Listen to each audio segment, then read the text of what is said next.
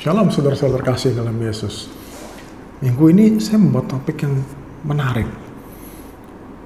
Bagaimana ekonomi bisa diselamatkan, dalam artian ekonomi negara bisa diselamatkan bila kita menyelamatkan keluarga. Jadi unit gereja terkecil itu keluarga.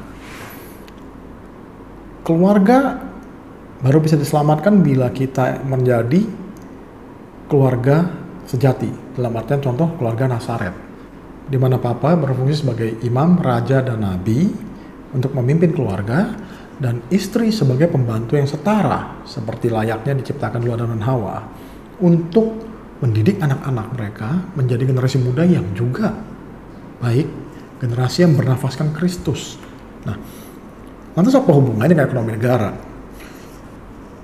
Ini efek yang disebut sebagai paid forward, memberikan ke depan. Pada saat Anda memberikan investasi yang baik, Anda memberikan kompas moral yang baik, Anda memberikan landasan mental yang baik kepada anak-anak Anda.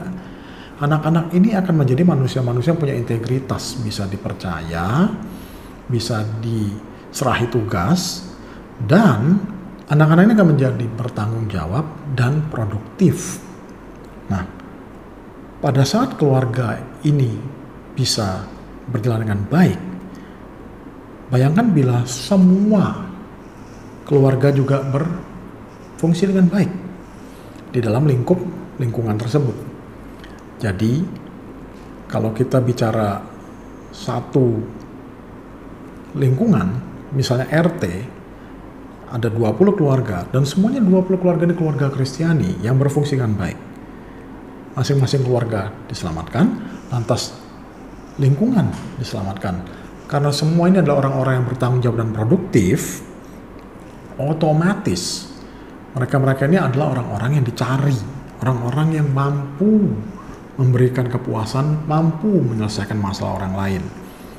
Ingat bacaan ini dari Yesaya 48 ayat 17. Thus says the Lord, your Redeemer, the Holy One of Israel.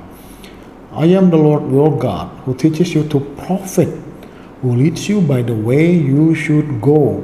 Jadi Yesus sudah menjanjikan kalau Ia akan mengajar kita mendapat untung dan membimbing kita kemana kita harus pergi. Dan tidak hanya di situ. Di 1 Korintus 12 ayat 7 dikatakan, but the manifestation of the Spirit is given to each one for the profit of all. Jadi ada untung dalam artian laba bagi semua pihak.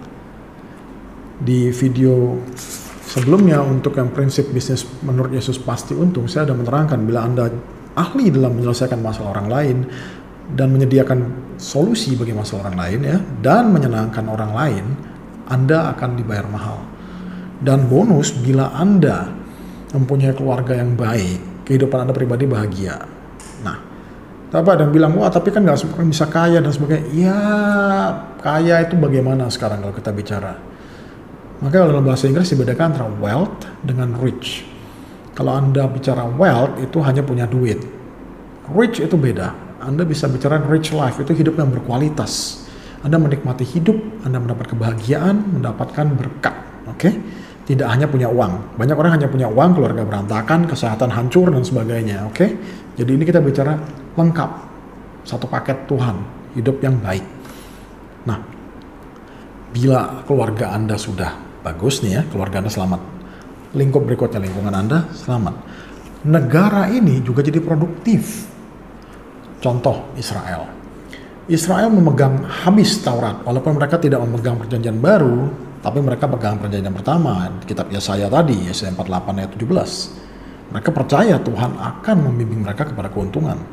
Jadi mereka ada suatu hal yang menarik, di mana umat Yahudi itu tidak membedakan antara agama dengan bisnis. Mereka betul-betul menerapkan Yesus di dalam lingkungan bisnis mereka. Jadi mereka meresap. Menurut mereka, bisnis itu harus berdasarkan kuasa Tuhan juga. Jadi prinsip agama dan bisnis mereka dalam hidup sehari-hari itu menyatu semua. Budaya mereka ya Taurat itu. Jadi mereka semua berpusat pada ajaran Tuhan. Nah, bangsa Yahudi karena bisnis dan Tuhannya satu kesatuan, tidak terpisahkan, mereka benar-benar berusaha sebaik mungkin untuk memuaskan orang lain, ya dalam arti mereka bisa dipercaya dan sebagainya itu tadi, dan memberikan solusi bagi orang lain. Contoh yang sangat menarik, pasar permata di Antwerp itu nggak ada kontrak. Sampai sekarang modal percaya, jabat tangan selesai, transaksi berjuta-juta dolar, ya begitu juga. Nah ini karena modal kepercayaan tadi, karena mereka berpegang teguh kalau mereka harus bisa menyenangkan orang lain. Menyenangkan orang lain termasuk bertanggung jawab dan bisa percaya. Menyelesaikan masalah orang lain, ini juga salah satu sebab kenapa Israel sangat ahli dalam menciptakan teknologi-teknologi baru. Sampai hari ini, Israel merupakan pemimpin dunia dalam bidang pertanian. Mereka mampu bertani dengan sangat baik di tengah padang gurun. Itu di dunia tidak ada lawan. Nah, prinsip yang mereka terapkan ini perlu kita perhatikan sungguh-sungguh. Bila kita ingin berhasil dalam hidup, ya sebagai bagian dari keluarga maupun bagian dari lingkungan dan sebagai bagian dari negara pada akhirnya, kita harus bisa menjadi keluarga Nazaret.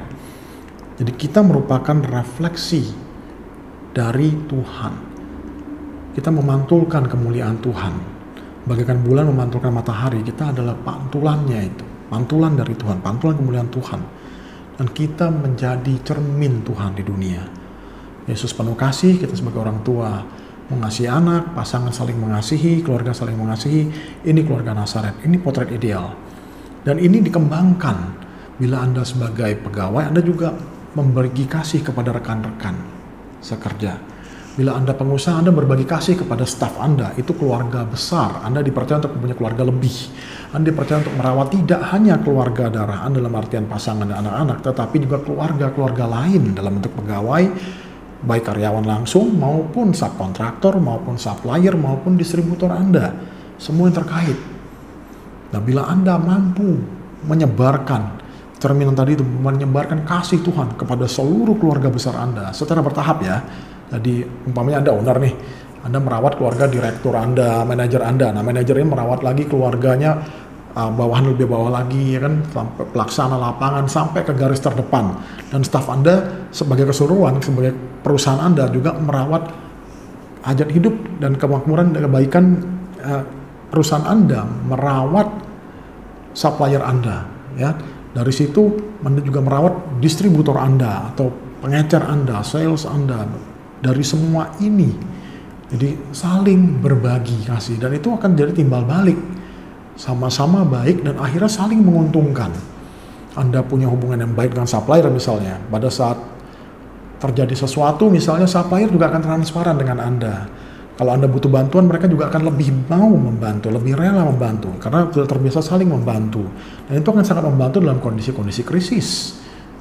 Dan begitu juga dengan penjual, tenaga penjual ya, entah itu retailer, entah itu distributor, entah itu penjual online Anda gitu, toko-toko online, ini juga akan saling mendukung. Mereka butuh dukungan Anda butuh dukungan mereka. Anda ini merupakan satu kesatuan ya tadi itu. Anda menyelamatkan keluarga, Anda menyelamatkan lingkungan, dan dampak akhirnya secara keseluruhan ekonomi dari negara pun ikut diselamatkan. Negara-negara yang masih memisahkan antara Tuhan dengan bisnis cenderung tidak begitu sehat. Mereka akan terkena pukulan ekonomi yang lebih besar, mereka lebih rentan terhadap krisis. Tapi bila Anda seperti Israel, Tuhan dan bisnis sebagai satu kesatuan, itu akan sangat berbeda. Saya harap Tuhan memberkati Anda semua sepenuh kasih. Terima kasih.